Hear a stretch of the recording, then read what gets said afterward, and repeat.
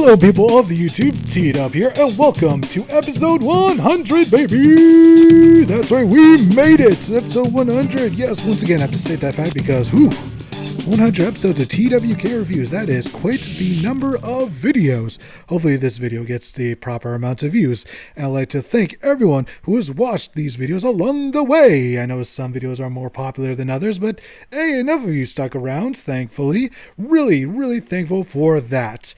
And that's also why episodes 99 and 100 are Patreon requests. And the Patreon request this time is, of course, Scribbly-Dibbly-Doo, Ratchet Deadlocked. Yeah, I got that in one. Man, I am getting good at this little parlor trick here of just spinning this around. And this right here is one of my favorite games of all time, so I'm very glad that the patron chose this one. So let's get right into it.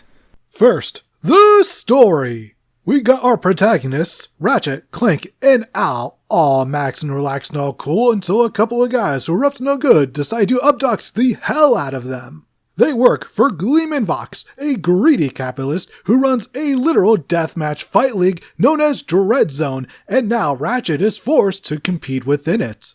As for Clank, he's stuck doing mission control while Al is on robo upgrade duty. Oh yeah, you have robo buddies now. More on that in the gameplay section. Our main rival is Ace Hardlight, who serves as the corporate mascot of Dread Zone, and the fans do not care for him one bit despite all of the marketing.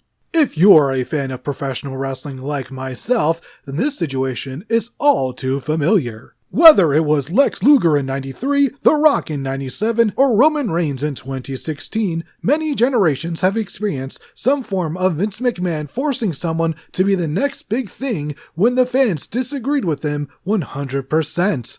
And much like McMahon, Vox will go to literally any length for a good paycheck, including risking the lives of literally innocent bystanders during this, once again, literal death match league. We're live today from the Valix asteroid belt, home of the legendary Gamma Energy Beam. This famous space beacon was purchased several years ago by Gleeman Vox. Now, instead of guiding ships through deadly asteroids, it's the centerpiece of Dread Zone's hottest new battle course.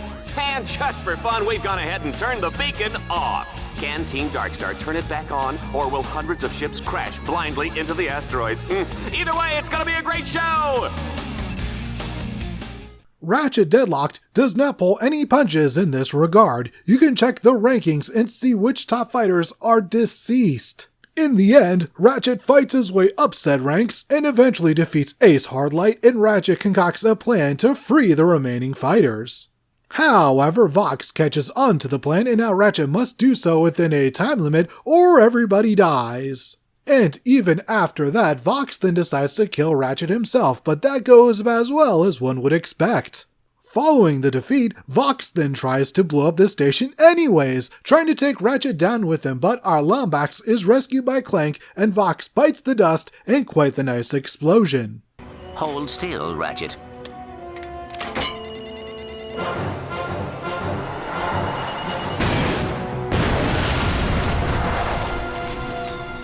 While not a complex story by any means, it still gets across its message of consumerism, greed, and all that while doing a good job of tying it to the realm of combat sports. Ace serves as a decent foil, although due to the nature of how short the dev cycle was to this game, he could have been more.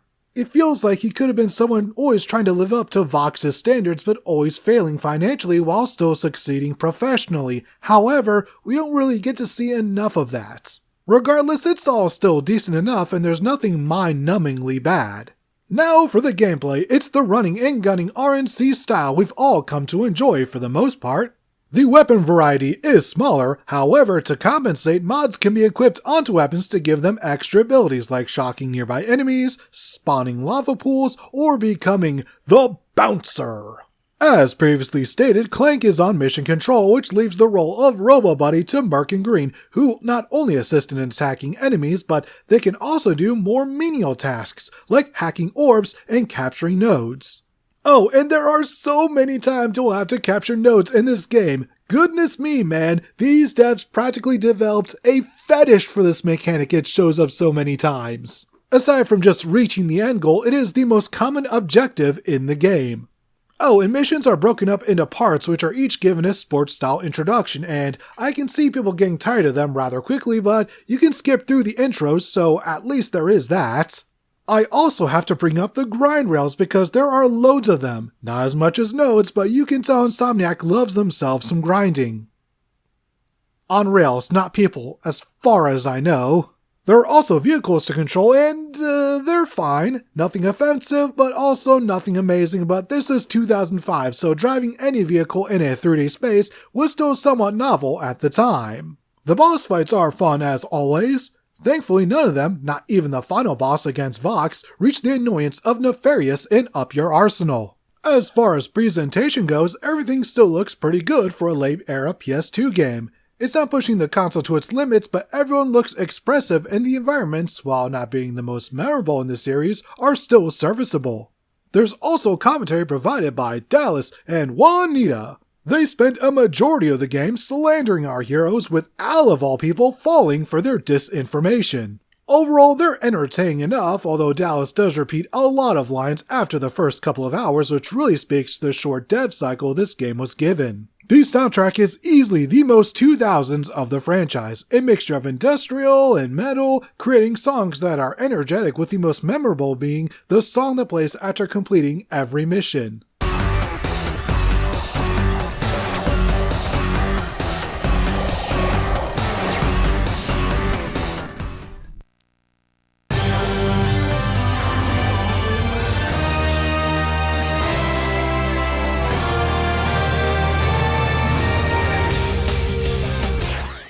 Overall, Ratchet Deadlocked is a short but fun nostalgic trip. It knows what it wants to be, an edgy third-person shooter with crass humor, and it overall does it well. Is it the best in the series? No, not by a long shot, but it's still one I go back to more often than some of the others. Sometimes you don't need to create a perfect game to make it the most replayable, you just need to make it fun. Kinda like how I've replayed Mass Effect Andromeda more times than Skyrim. The political commentary in this game also helps quite a lot. One of the things I really enjoy about these classic games are the instruction manuals, because look at this. Let me see if I can find a better page here. One thing here, look at this. This is full color. No, it's not exactly focused the best, but look at this. They used to print full color instruction manuals all the time. Back in the day. Nowadays, games don't come with any instruction manuals of any kind. You'll be lucky these days to get a slip of paper in your physical game case. Speaking of which, I don't think I gave enough... look at this art. Man, this is just amazing stuff right here. You see, back in the day, this is what sold us on video games. What was on the front and the back. Look at this. Just absolutely amazing stuff here. And yes, I know I'm waxing nostalgic because I'm getting old, getting up there in age. Ugh, man. Hopefully I never get to the delusional type where I'm like, yeah, kids these days, things were so much better in my day. Even though, some the minuscule things were better, back in the PlayStation 2 games were just games. And we seem to start getting on that track with games like Spider-Man 2 and Dragon Age The Veilguard releasing with no DLC plans in mind. I am very thankful for that. Instead, the developers are like, nope, we're just going to work on the next game instead, which is, to me, in my opinion, a better use of the resources, because DLC should only be created if it actually has some sort of creative things involved. My mind is just going gonzo, baby. Anyways, that is episode 100 in the books. So that is this game now in the past. Let's send it flying as we always do. Whee! And it is out of here. Thank you all so much for joining me for this. And I hope you all have a perfect rest of your day. And I hope you all stay safe above all else. Because, oh boy, future. It's, quite uncertain. I guess that's one word you could use to describe it.